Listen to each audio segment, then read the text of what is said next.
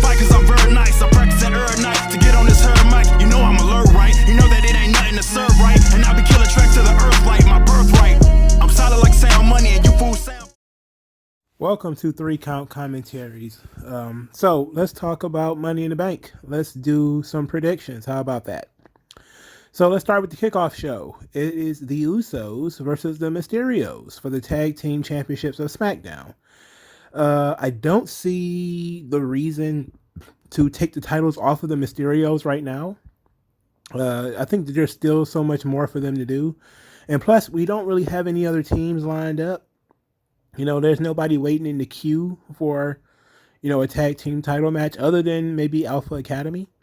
So, and then, that's mostly an Otis singles push at this point. So I don't see anybody else. Let's string this along. Use the disqualifications, use your count outs. It's on the Kickoff Show. Kick the can down the road. Lead to another match, a bigger match on TV.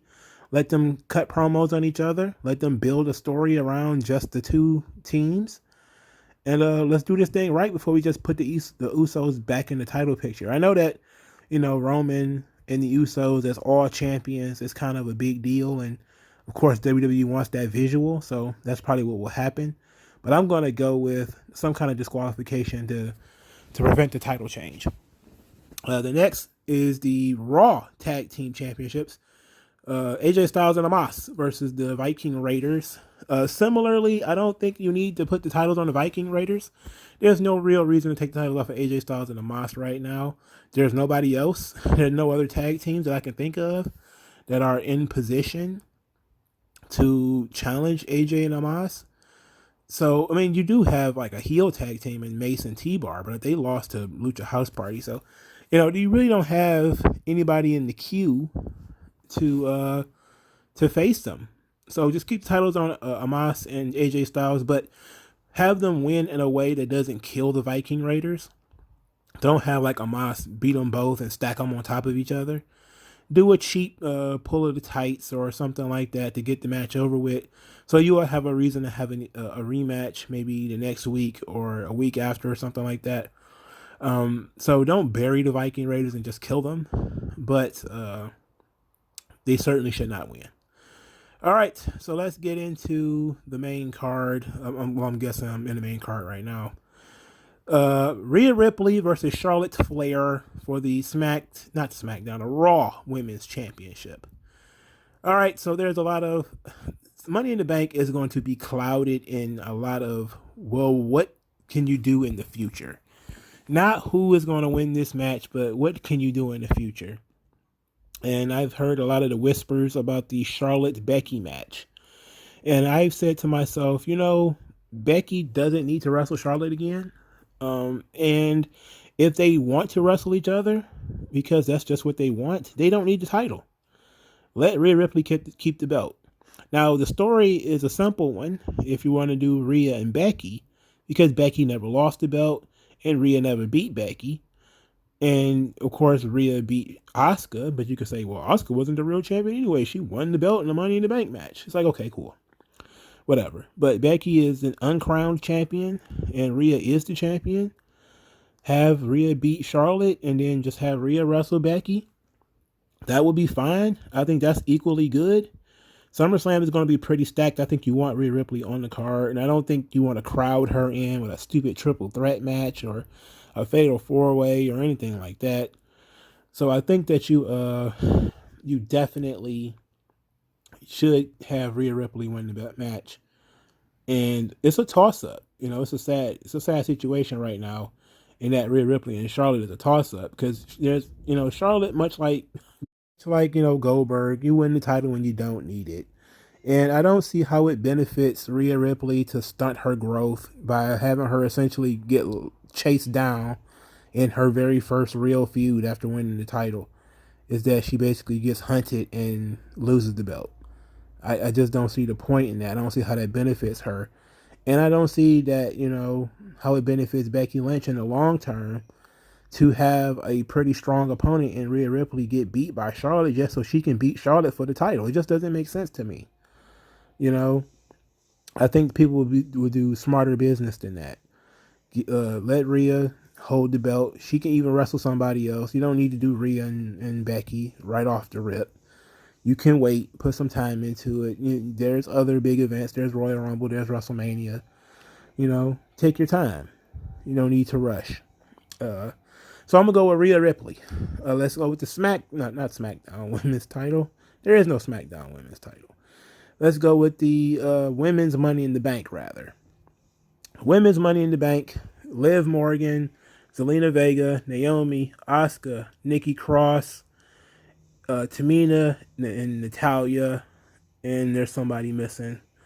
Shit. Did I say Liv Morgan?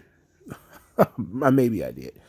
Anyway, let's boil it down to just three. I think there's three main contenders for the Women's Money in the Bank.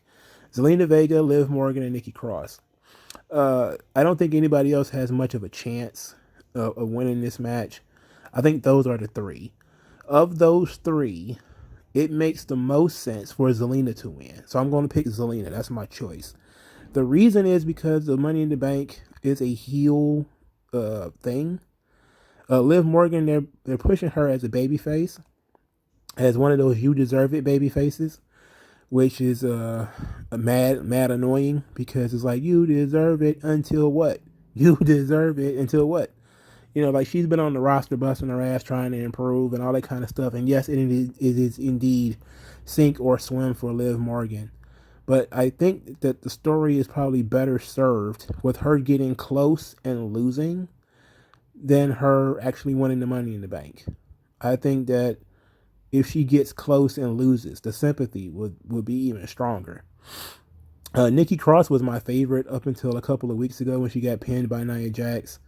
Then I was just kind of like, yeah, they're not putting Nikki Cross over in this Money in the Bank match.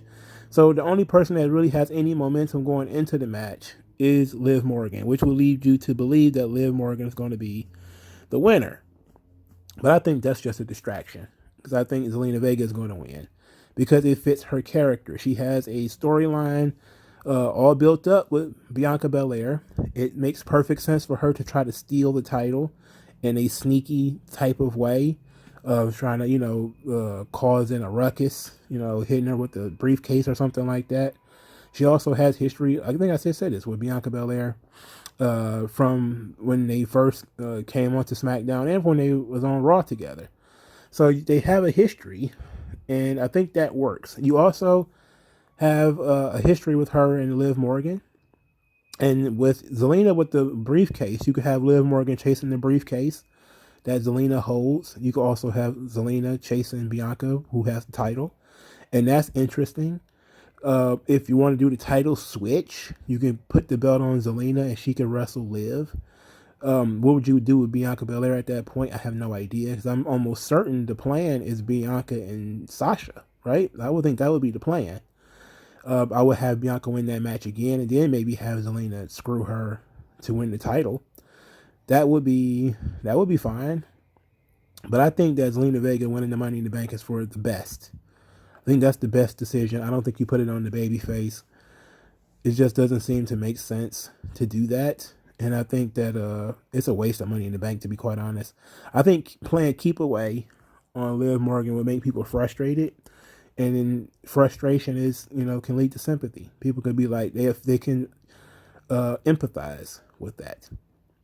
But I think the flip side is for the men's Money in the Bank. Because I think the men's Money in the Bank, I think that's where you go with your babyface.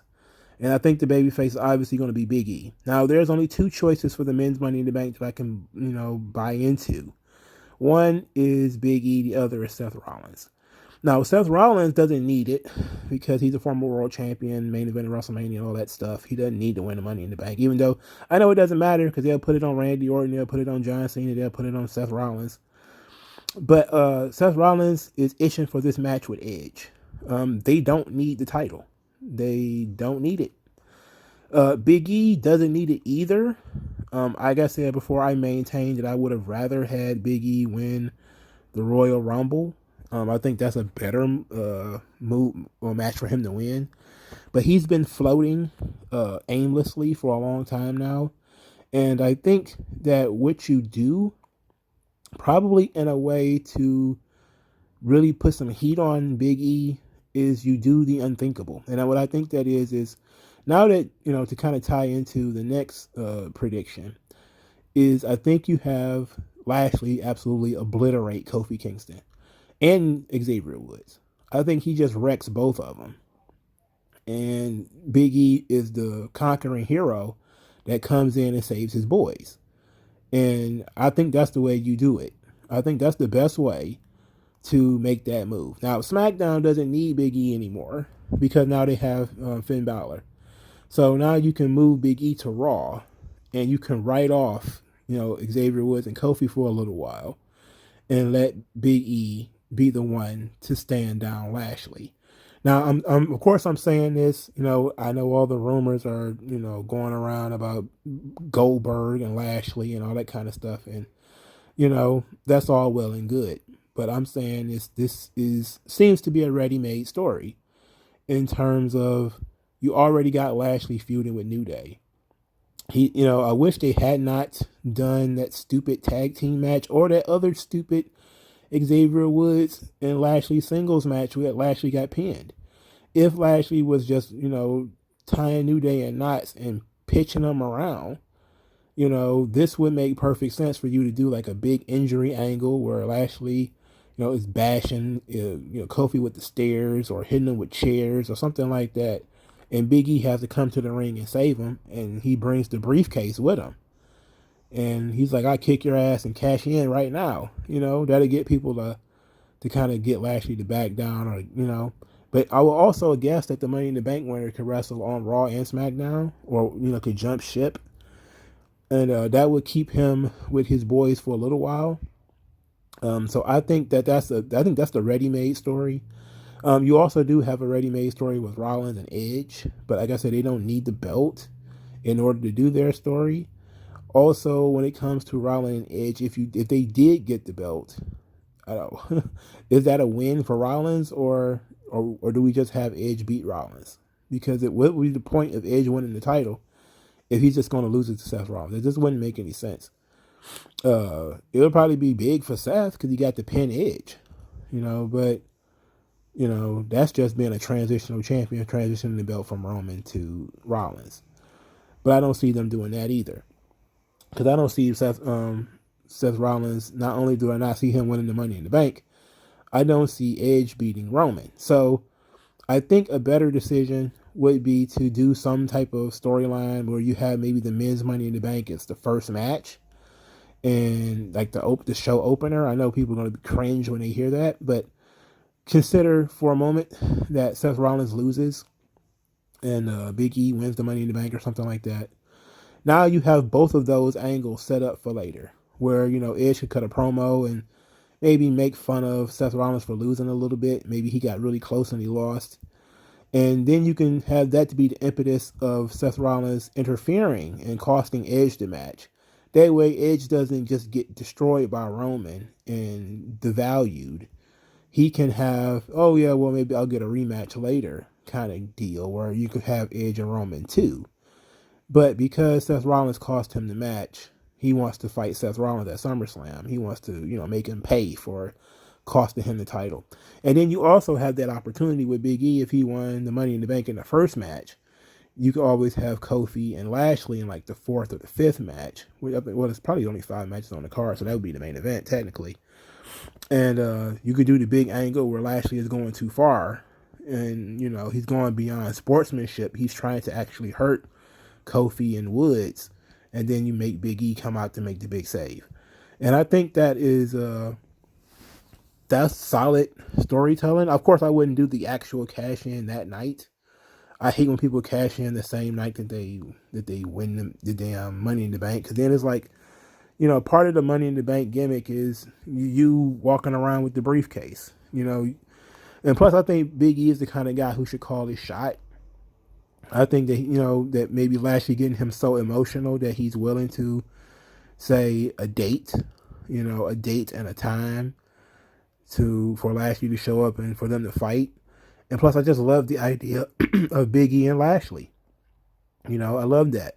As much as, you would think Lashley beating Goldberg in a match would be cool, I think more people would be more excited for SummerSlam Lashley Big E than Lashley Goldberg. And or you could or if you wanted to do Goldberg and Big E or something like that, that may be fine too.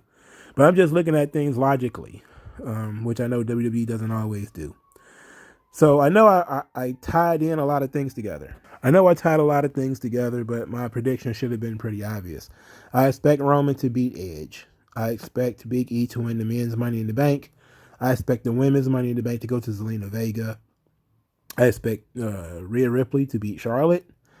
I expect Lashley to beat Kofi Kingston, for Amos and AJ Styles to defeat the Viking Raiders, and for the Usos to take the L to the Mysterios. And, it ought to be a fun match. Ought to be fun matches. Ought to be a fun show. So let me know what you guys think in the comment section below. Like this video, share this video, subscribe to the channel. Thank you guys for your time. Let's all have fun with this thing, and I'll talk to you guys later. Tell me what's worse than learning all that you led to believe was all horse crap. They distort, so question as if you